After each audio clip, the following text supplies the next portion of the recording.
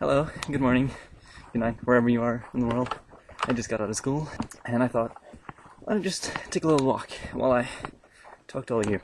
So with all the recent talk of revolutions and uprisings in the Middle East, I thought I'd talk a little bit about one of the most historically important revolutions in recent memory, which is the Russian Revolution.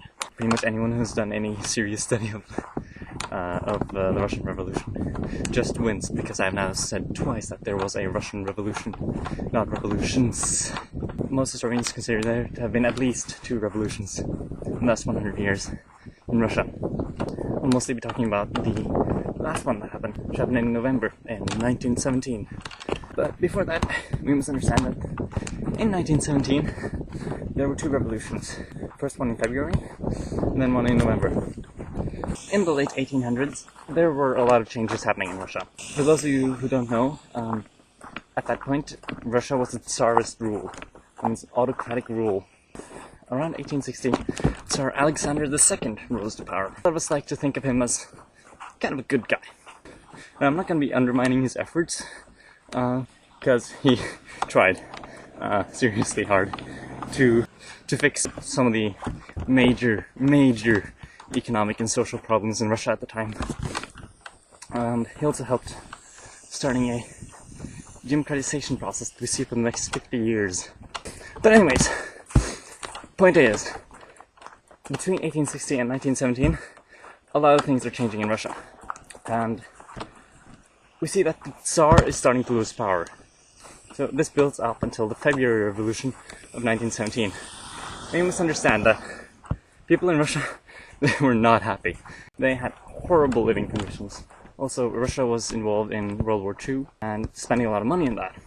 And since Russia was not in an economic position to really do that at the time, at least the people thought so, and they felt that, they were not all that happy about that. So what happened was, during the Women's Day parade of February 1917, things just kind of peaked. Emotions were already flying high. People were fed up with the Tsarist rule. They were one of the few autocratic states left in Europe. And they had seen democracy work properly. Like, autocratic rule was not the only option for the Russian people. Spontaneously, there erupted the revolution. Within a week, the Tsar was gone. And in its place, the Duma, which is and was the Russian parliament, instated what is called a provisional government, led by a man called Alexander Kerensky. Communist and socialist ideals had already formed within Russian society. So the Duma knew that if they wanted to keep their power, they had to give them a socialist. So that's what they did. They gave them Alexander Kerensky.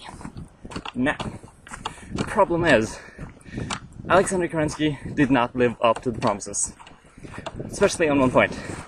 He continued and he increased the war efforts. That was an incredibly unpopular policy called the Kerensky Offensive. They felt that they had been cheated and lied to by the government, because Kerensky had actually said that he would decrease the war efforts as to improve the economic situation. When Lenin and Trotsky, the 2 revolutionaries, what they did was just, they planned another revolution.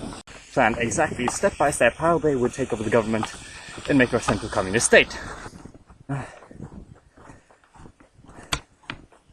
So what Lenin does is he did a really simple thing. Actually, he promised the Germans that he'd get rid of Kerensky. This is monumental, because the moment the Germans realize that if Lenin gets into power, they won't have to fight Russia anymore. They will only have to fight on one front. This is a huge advantage to Germany.